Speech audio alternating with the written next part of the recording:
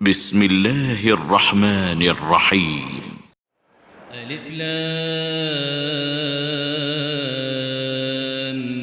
ميم صاد كتاب أنزل إليك فلا يكن في صدرك حرج منه لتنذر به وذكرى للمؤمنين. اتبعوا ما أنزل إليكم من ربكم ولا تتبعوا من دونه أولياء قليلا ما تذكرون. وكم من قرية أهلكناها فجاءها بأسنا بياتا أو هم قائلون فما كان دعواهم إذ جاءهم بأسنا إلا أن قالوا إنا كنا ظالمين. فلنسألن الذين أرسل إليهم ولنسألن المرسلين فلنقصن عليهم بعلم وما كنا غائبين. والوزن يومئذ الحق فمن ثقلت موازينه فأولئك هم المفلحون. ومن خفت موازينه فأولئك الذين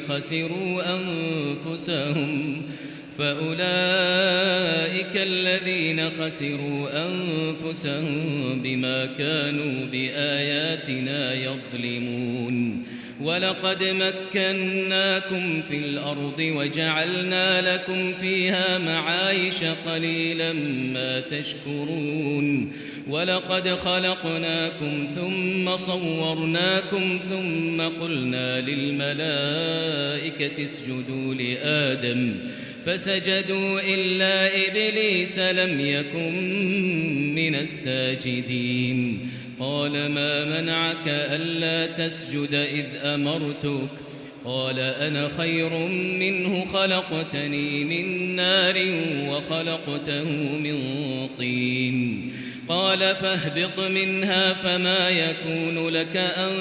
تتكبر فيها فاخرج إنك من الصاغرين. قال أنظرني إلى يوم يبعثون قال إنك من المنظرين. قال فبما أغويتني لأقعدن لهم صراطك المستقيم ثم لآتينهم من بين أيديهم ومن خلفهم وعن أيمانهم وعن شمائلهم ولا تجد أكثرهم شاكرين. قال اخرج منها مذءوما مدحورا لمن تبعك منهم لأملأن جهنم منكم أجمعين. ويا آدم اسكن أنت وزوجك الجنة فكلا من حيث شئتما ولا تقربا هذه الشجرة فتكونا من الظالمين. فوسوس لهما الشيطان ليبدي لهما ما وري عنهما من سوآتهما وقال ما نهاكما ربكما عن هذه الشجرة إلا أن تكونا ملكين أو تكونا من الخالدين. وقاسمهما إني لكما لمن الناصحين فدلاهما بغرور. فلما ذاقا الشجرة بدت لهما سوآتهما وطفقا يخصفان عليهما من ورق الجنة وناداهما ربهما ألم أنهكما عن تلكما الشجرة وأقل لكما إن الشيطان لكما عدو مبين. قالا ربنا ظلمنا أنفسنا وإن لم تغفر لنا وترحمنا لنكونن من الخاسرين قال اهبطوا بعضكم لبعض عدو ولكم في الأرض مستقر ومتاع إلى حين قال فيها تحيون وفيها تموتون ومنها تخرجون يا بني آدم قد أنزلنا عليكم لباسا يواري سوآتكم وريشا ولباس التقوى ذلك خير ذلك من آيات الله لعلهم يذكرون يا بني آدم لا يفتننكم الشيطان كما أخرج أبويكم من الجنة ينزع عنهما لباسهما ليريهما سوآتهما إنه يراكم هو وقبيله من حيث لا ترونهم إنا جعلنا الشياطين أولياء للذين لا يؤمنون وإذا فعلوا فاحشة قالوا وجدنا عليها آباءنا والله أمرنا بها قل إن الله لا يأمر بالفحشاء أتقولون على الله ما لا تعلمون قل أمر ربي بالقسط وأقيموا وجوهكم عند كل مسجد وادعوه مخلصين له الدين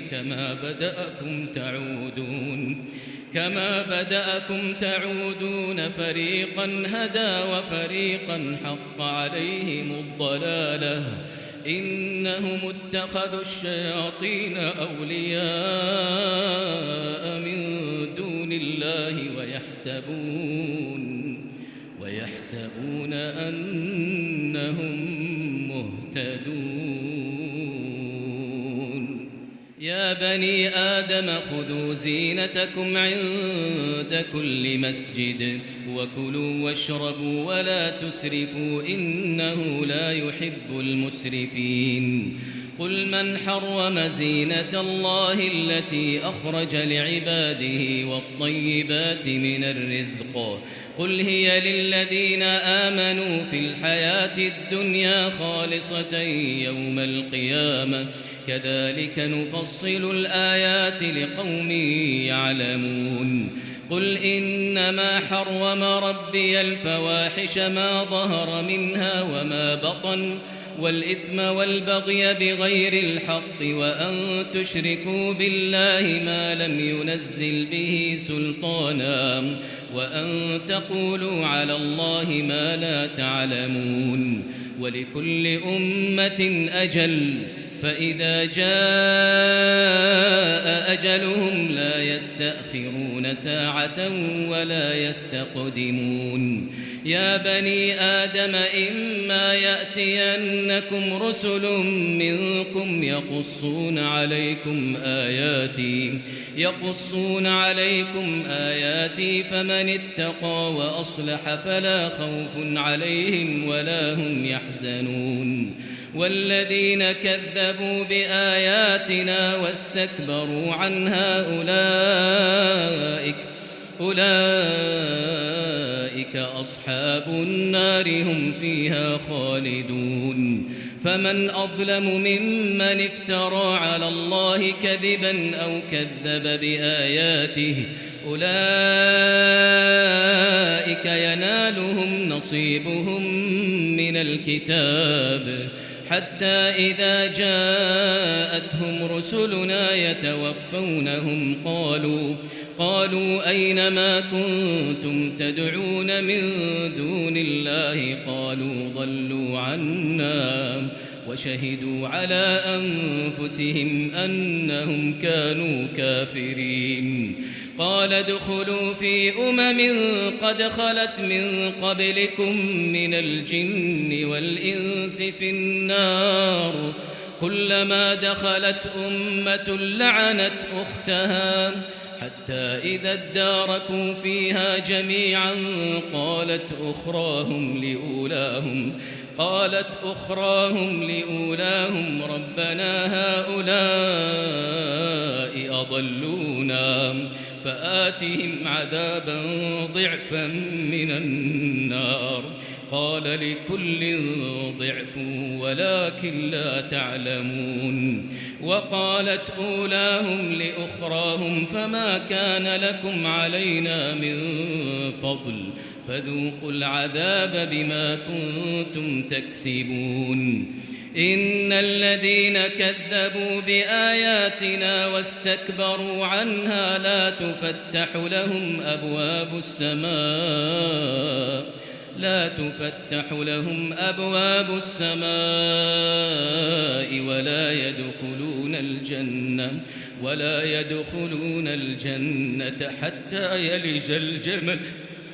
ولا يدخلون الجنة حتى يلج الجمل في سم الخياط وكذلك نجزي المجرمين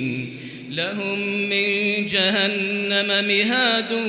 ومن فوقهم غواش وكذلك نجزي الظالمين والذين آمنوا وعملوا الصالحات لا نكلف نفسا إلا وسعها أولئك أصحاب الجنة هم فيها خالدون ونزعنا ما في صدورهم من غل تجري من تحتهم الأنهار وقالوا الحمد لله الذي هدانا لهذا وما كنا لنهتدي لولا أن هدانا الله لقد جاءت رسل ربنا بالحق ونودوا أن تلكم الجنة أورثتموها بما كنتم تعملون ونادى أصحاب الجنة أصحاب النار أن قد وجدنا ما وعدنا ربنا حقا فهل وجدتم ما وعد ربكم حقا قالوا نعم فأذن مؤذن بينهم اللعنة الله على الظالمين الذين يصدون عن سبيل الله ويبغونها عوجا وهم بالآخرة كافرون وبينهما حجاب وعلى الأعراف رجال يعرفون كلا بسيماهم ونادوا أصحاب الجنة أن سلام عليكم لم يدخلوها وهم يطمعون وإذا صرفت أبصارهم تلقاء أصحاب النار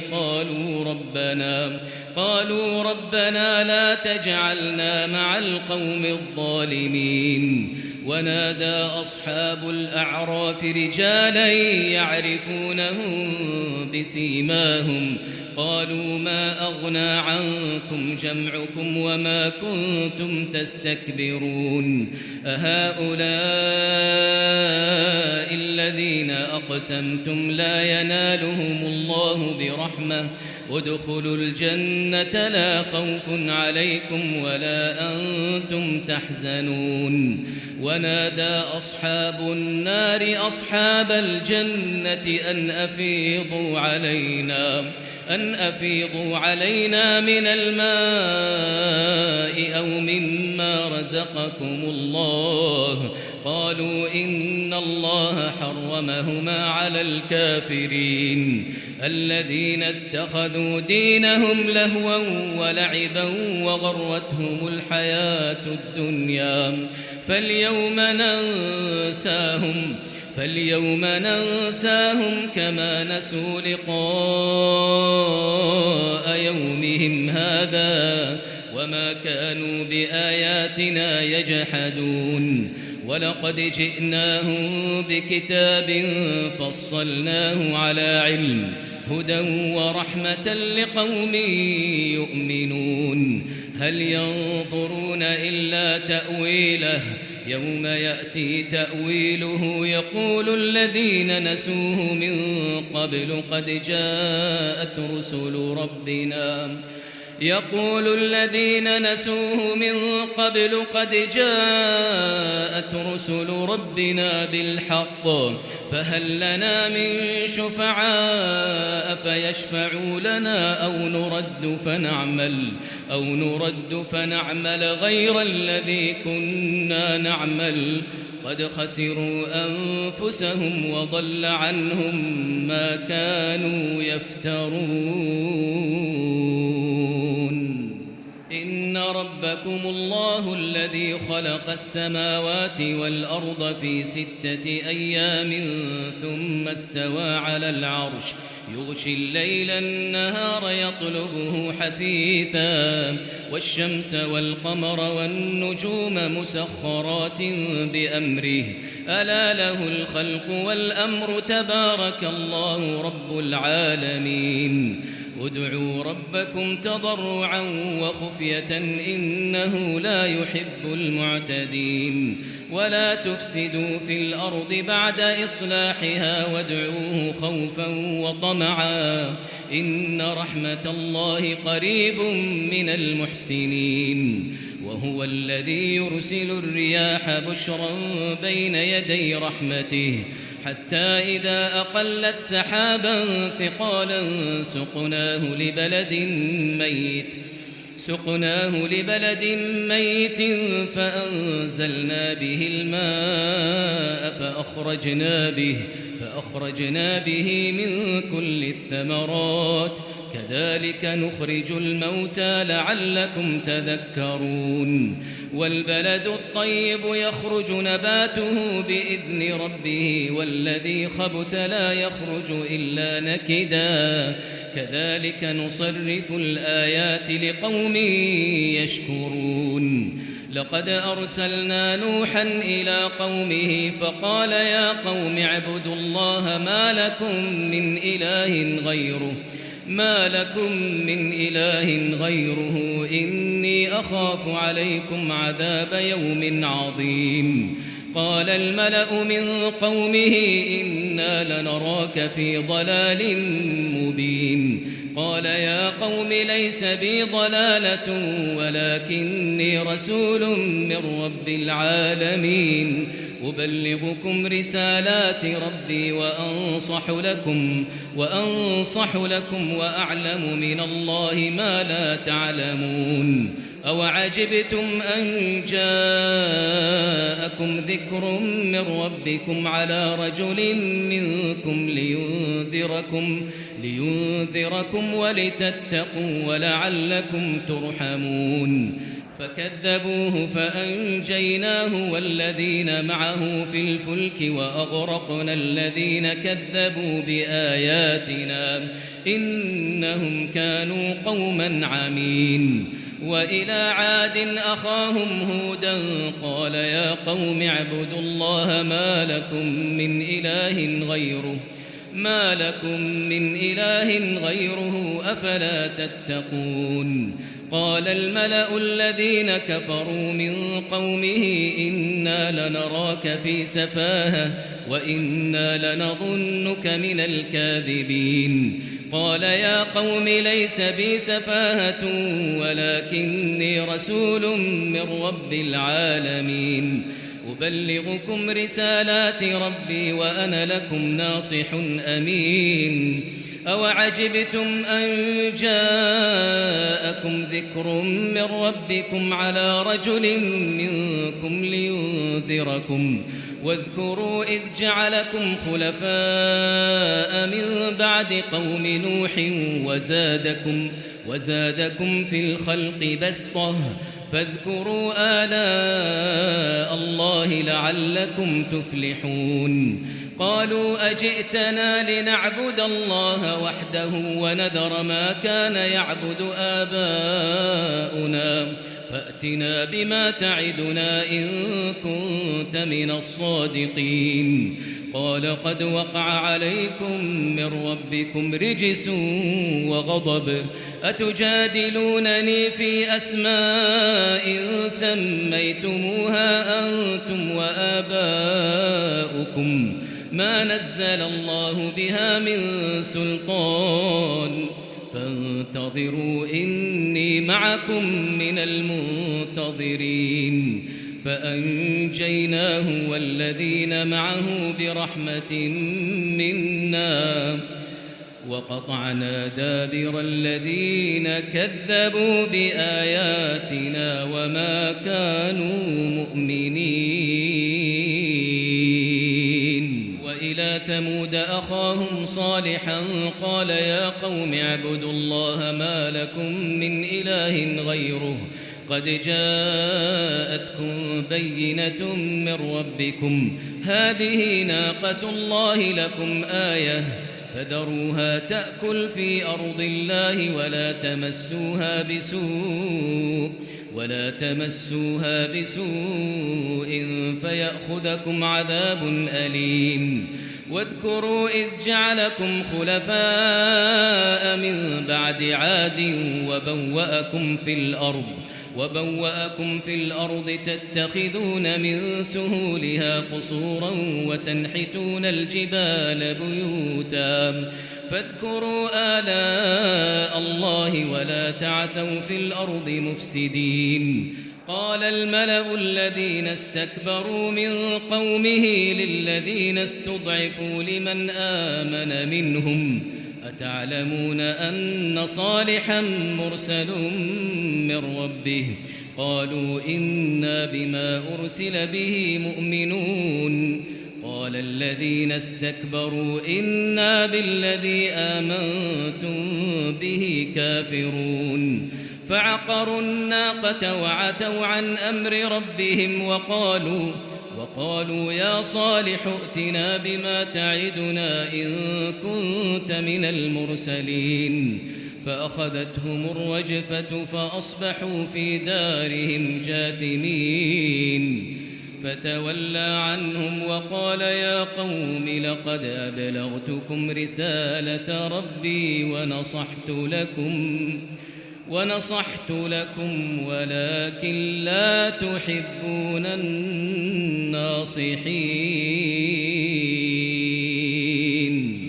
ولوطا إذ قال لقومه أتأتون الفاحشة ما سبقكم بها من أحد من العالمين إنكم لتأتون الرجال شهوة من دون النساء بل أنتم قوم مسرفون. وما كان جواب قومه إلا أن قالوا أخرجوهم من قريتكم إنهم أناس يتطهرون. فأنجيناه وأهله إلا امرأته كانت من الغابرين وأمطرنا عليهم مطرا فانظر كيف كان عاقبة المجرمين. وإلى مدين أخاهم شعيبا قال يا قوم اعبدوا الله ما لكم من إله غيره قد جاءتكم بينة من ربكم فأوفوا الكيل والميزان ولا تبخسوا الناس أشياءهم ولا تفسدوا في الأرض بعد إصلاحها ذلكم خير لكم إن كنتم مؤمنين. ولا تقعدوا بكل صراط توعدون وتصدون عن سبيل الله من آمن به وتبغونها عوجا واذكروا إذ كنتم قليلا فكثركم وانظروا كيف كان عاقبة المفسدين. وإن كان طائفة منكم آمنوا بالذي أرسلت به وطائفة لم يؤمنوا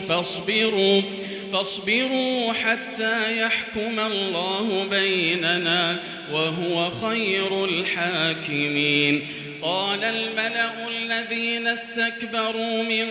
قومه لنخرجنك يا شعيب لنخرجنك يا شعيب والذين آمنوا معك من قريتنا أو لتعودن في ملتنا قال أولو كنا كارهين قد افترينا على الله كذبا إن عدنا في ملتكم بعد إذ نجانا الله منها وما يكون لنا أن نعود فيها إلا أن يشاء الله ربنا وسع ربنا كل شيء علما على الله توكلنا ربنا افتح بيننا وبين قومنا بالحق وأنت خير الفاتحين وقال الملأ الذين كفروا من قومه لئن اتبعتم شعيبا إنكم إذا لخاسرون فأخذتهم الرجفة فأصبحوا في دارهم جاثمين الذين كذبوا شعيبا كأن لم يغنوا فيها الذين كذبوا شعيبا كانوا هم الخاسرين فتولى عنهم وقال يا قوم لقد أبلغتكم رسالات ربي ونصحت لكم فكيف آسى على قوم كافرين وما أرسلنا في قرية من نبي إلا أخذنا أهلها بالبأساء والضراء لعلهم يضرعون ثم بدلنا مكان السيئة الحسنة حتى عفوا وقالوا قد مس آباءنا الضراء والسراء فأخذناهم بغتة وهم لا يشعرون ولو أن أهل القرى آمنوا واتقوا لفتحنا عليهم بركات من السماء والأرض ولكن كذبوا فأخذناهم بما كانوا يكسبون أفأمن أهل القرى أن يأتيهم بأسنا بياتا وهم نائمون أوأمن أهل القرى أن يأتيهم بأسنا ضحى وهم يلعبون أفأمنوا مكر الله فلا يأمن مكر الله إلا القوم الخاسرون أولم يهد للذين يرثون الأرض من بعد أهلها أن لو نشاء أصبناهم بذنوبهم ونطبع على قلوبهم فهم لا يسمعون تلك القرى نقص عليك من أنبائها ولقد جاءتهم رسلهم بالبينات فما كانوا ليؤمنوا بما كذبوا من قبل كذلك يطبع الله على قلوب الكافرين وما وجدنا لأكثرهم من عهد وإن وجدنا أكثرهم لفاسقين ثم بعثنا من بعدهم موسى بآياتنا إلى فرعون وملئه فظلموا بها فانظر كيف كان عاقبة المفسدين وقال موسى يا فرعون إني رسول من رب العالمين حقيق على ألا أقول على الله إلا الحق قد جئتكم ببينة من ربكم فأرسل معي بني إسرائيل قال إن كنت جئت بآية فأت بها إن كنت من الصادقين فألقى عصاه فإذا هي ثعبان مبين ونزع يده فإذا هي بيضاء للناظرين. قال الملأ من قوم فرعون إن هذا لساحر عليم يريد أن يخرجكم من أرضكم فماذا تأمرون؟ قالوا أرجه وأخاه وأرسل في المدائن حاشرين يأتوك بكل ساحر عليم. وجاء السحرة فرعون قالوا إن لنا لأجرا إن كنا نحن الغالبين. قال نعم وإنكم لمن المقربين. قالوا يا موسى إما أن تلقي وإما أن نكون نحن الملقين. قال ألقوا. فلما ألقوا سحروا أعين الناس واسترهبوهم وجاءوا بسحر عظيم. وأوحينا إلى موسى أن ألق عصاك فإذا هي تلقف ما يأفكون. فوقع الحق وبطل ما كانوا يعملون فغلبوا هنالك وانقلبوا صاغرين وألقي السحرة ساجدين قالوا آمنا برب العالمين رب موسى وهارون. قال فرعون آمنتم به قبل أن آذن لكم إن هذا لمكر مكرتموه في المدينة لتخرجوا منها أهلها فسوف تعلمون. لأقطعن أيديكم وأرجلكم من خلاف ثم لأصلبنكم أجمعين. قالوا إنا إلى ربنا منقلبون. وما تنقم منا إلا أن آمنا بآيات ربنا لما جاءتنا ربنا أفرغ علينا صبرا وتوفنا مسلمين. وقال الملأ من قوم فرعون أتذر موسى وقومه ليفسدوا في الأرض ويذرك وآلهتك قال سنقتل أبناءهم ونستحيي نساءهم وإنا فوقهم قاهرون. قال موسى لقومه استعينوا بالله واصبروا إن الأرض لله يورثها من يشاء من عباده والعاقبة للمتقين. قالوا أوذينا من قبل أن تأتينا ومن بعد ما جئتنا قال عسى ربكم أن يهلك عدوكم ويستخلفكم في الأرض فينظر كيف تعملون. ولقد أخذنا آل فرعون بالسنين ونقص من الثمرات لعلهم يذكرون. فإذا جاءتهم الحسنة قالوا لنا هذه وإن تصبهم سيئة يطيروا بموسى ومن معه ألا إنما طائرهم عند الله ولكن أكثرهم لا يعلمون. وقالوا مهما تأتنا به من آية لتسحرنا بها فما نحن لك بمؤمنين. فأرسلنا عليهم الطوفان والجراد والقمل والضفادع والدم آيات مفصلات فاستكبروا وكانوا قوما مجرمين. ولما وقع عليهم الرجز قالوا يا موسى ادع لنا ربك بما عهد عندك لئن كشفت عنا الرجز لنؤمنن لك ولنرسلن معك بني إسرائيل.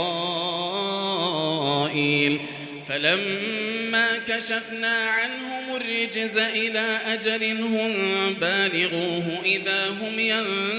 ينكثون. فانتقمنا منهم فأغرقناهم في اليم بأنهم كذبوا بآياتنا وكانوا عنها غافلين. وأورثنا القوم الذين كانوا يستضعفون مشارق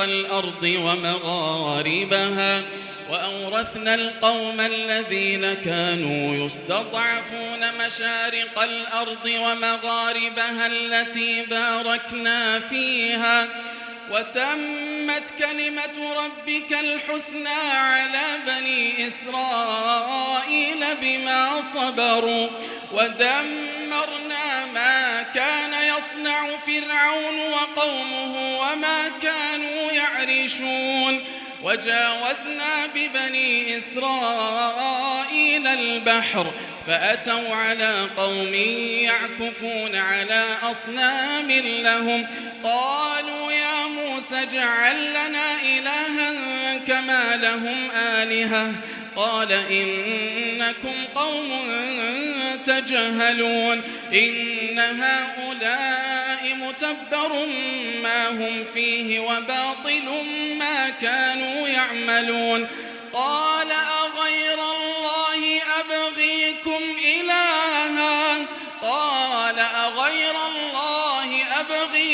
إلها وهو فضلكم على العالمين. وإذ أنجيناكم من آل فرعون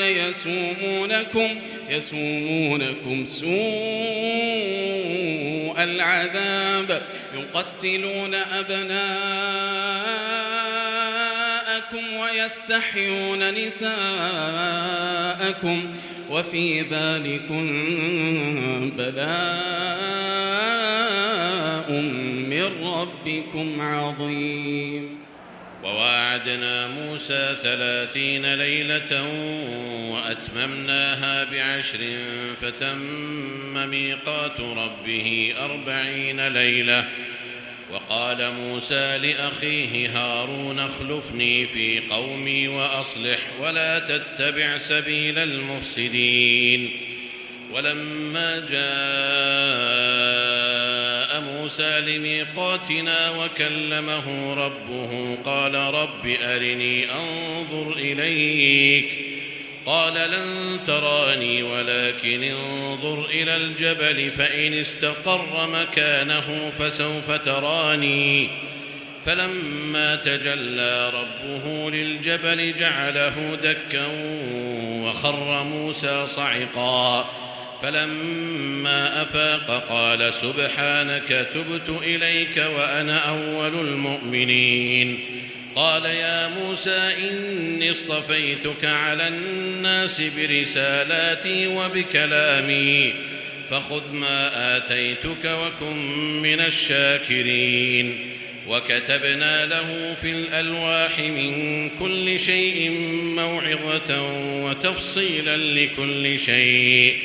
فخذها بقوة وأمر قومك يأخذوا بأحسنها سأريكم دار الفاسقين. سأصرف عن آياتي الذين يتكبرون في الأرض بغير الحق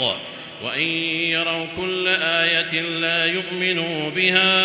وإن يروا سبيل الرشد لا يتخذوه سبيلا وإن يروا سبيل الغي يتخذوه سبيلا. ذلك بأنهم كذبوا بآياتنا وكانوا عنها غافلين. والذين كذبوا بآياتنا ولقاء الآخرة حبطت أعمالهم هل يجزون إلا ما كانوا يعملون. واتخذ قوم موسى من بعده من حليهم عجلا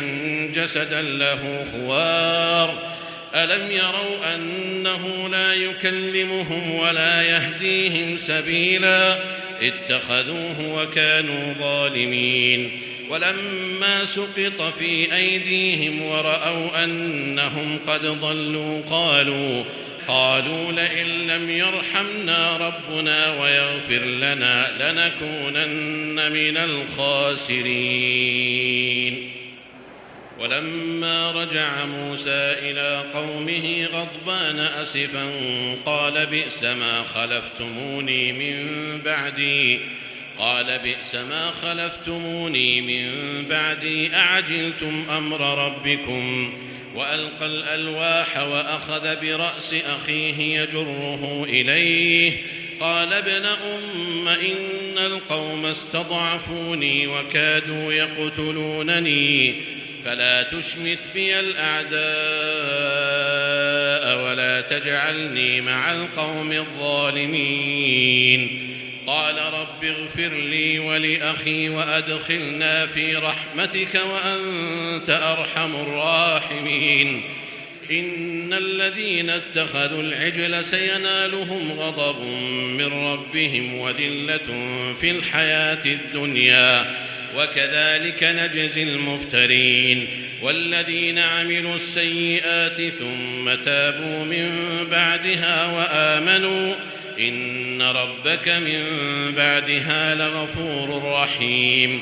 ولما سكت عن موسى الغضب أخذ الألواح وفي نسختها هدى ورحمة للذين هم لربهم يرهبون واختار موسى قومه 70 رجلا لميقاتنا فلما أخذتهم الرجفة قال رب لو شئت أهلكتهم من قبل وإياي أتهلكنا بما فعل السفهاء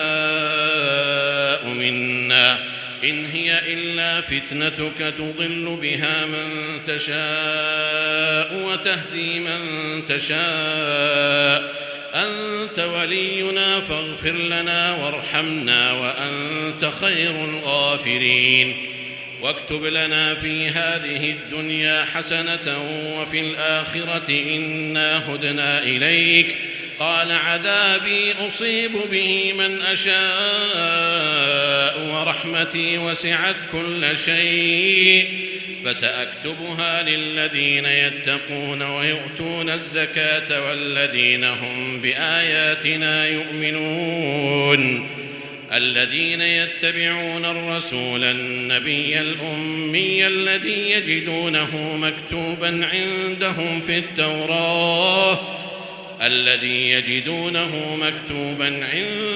في التوراة والإنجيل يأمرهم بالمعروف وينهاهم عن المنكر ويحل لهم الطيبات ويحرم عليهم الخبائث ويضع عنهم إصرهم والأغلال التي كانت عليهم فالذين آمنوا به وعزروه ونصروه واتبعوا النور الذي أنزل معه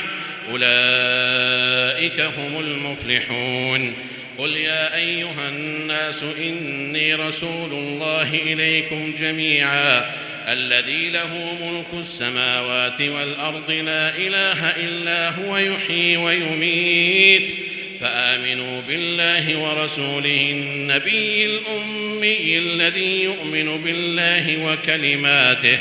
واتبعوه لعلكم تهتدون ومن قوم موسى أمة يهدون بالحق وبه يعدلون وقطعناهم 12 أسباطا أمما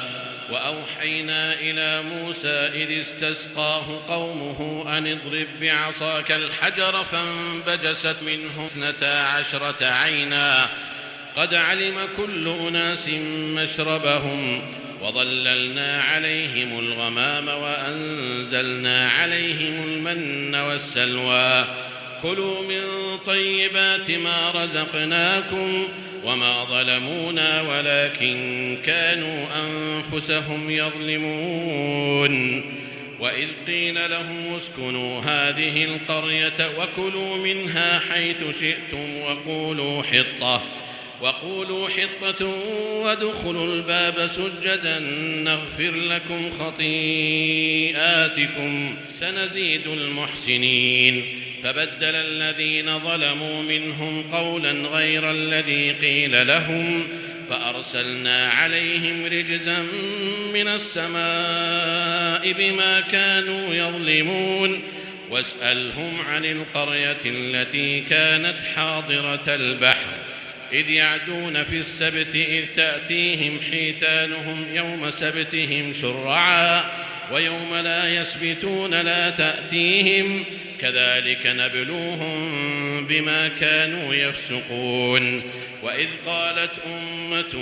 منهم لم تعظون قوما الله مهلكهم أو معذبهم عذابا شديدا قالوا معذرة إلى ربكم ولعلهم يتقون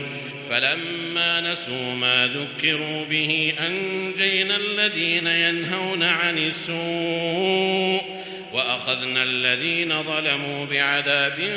بئيس بما كانوا يفسقون فلما عتوا عما نهوا عنه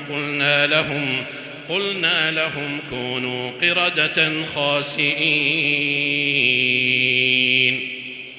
وإذ تأذن ربك ليبعثن عليهم إلى يوم القيامة من يسومهم سوء العذاب إن ربك لسريع العقاب وإنه لغفور رحيم وقطعناهم في الأرض أمما منهم الصالحون ومنهم دون ذلك وبلوناهم بالحسنات والسيئات لعلهم يرجعون فخلف من بعدهم خلف ورثوا الكتاب يأخذون عرض هذا الأدنى ويقولون سيغفر لنا وإن يأتهم عرض مثله يأخذوه ألم يؤخذ عليهم ميثاق الكتاب ألا يقولوا على الله إلا الحق ودرسوا ما فيه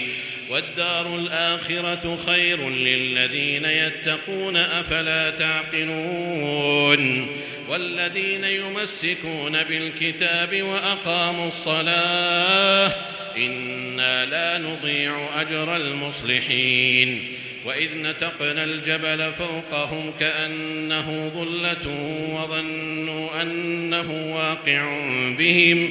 خذوا ما آتيناكم بقوة واذكروا ما فيه لعلكم تتقون وإذ أخذ ربك من بني آدم من ظهورهم ذريتهم وأشهدهم على أنفسهم ألست بربكم قالوا بلى شهدنا أن تقولوا يوم القيامة إنا كنا عن هذا غافلين أو تقولوا إنما أشرك آباؤنا من قبل وكنا ذرية من بعدهم أفتهلكنا بما فعل المبطلون وكذلك نفصل الآيات ولعلهم يرجعون واتل عليهم نبأ الذي آتيناه آياتنا فانسلخ منها فأتبعه الشيطان فكان من الغاوين ولو شئنا لرفعناه بها ولكنه أخلد إلى الأرض واتبع هواه فمثله كمثل الكلب إن تحمل عليه يلهث أو تتركه يلهث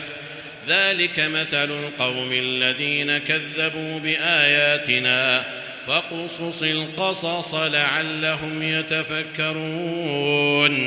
ساء مثلا القوم الذين كذبوا بآياتنا وأنفسهم كانوا يظلمون من يهد الله فهو المهتدي ومن يضلل فأولئك هم الخاسرون ولقد ذرأنا لجهنم كثيرا من الجن والإنس لهم قلوب لا يفقهون بها ولهم أعين لا يبصرون بها ولهم آذان لا يسمعون بها أولئك كالأنعام بل هم أضل أولئك أولئك هم الغافلون. ولله الأسماء الحسنى فادعوه بها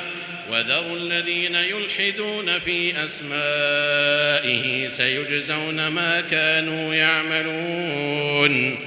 وممن خلقنا أمة يهدون بالحق وبه يعدلون. والذين كذبوا بآياتنا سنستدرجهم من حيث لا يعلمون وأملي لهم إن كيدي متين. أولم يتفكروا ما بصاحبهم من جنة إن هو إلا نذير مبين. أولم ينظروا في ملكوت السماوات والأرض وما خلق الله من شيء وأن عسى أن يكون قد اقترب أجلهم فبأي حديث بعده يؤمنون. من يضلل الله فلا هادي له ويذرهم في طغيانهم يعمهون. يسألونك عن الساعة أيان مرساها قل إنما علمها عند ربي لا يجليها لوقتها إلا هو ثقلت في السماوات والأرض لا تأتيكم إلا بغتة يسألونك كأنك حفي عنها قل إنما علمها عند الله ولكن أكثر الناس لا يعلمون. قل لا أملك لنفسي نفعا ولا ضرا إلا ما شاء الله ولو كنت أعلم الغيب لاستكثرت من الخير وما مسني السوء إن أنا إلا نذير وبشير لقوم يؤمنون.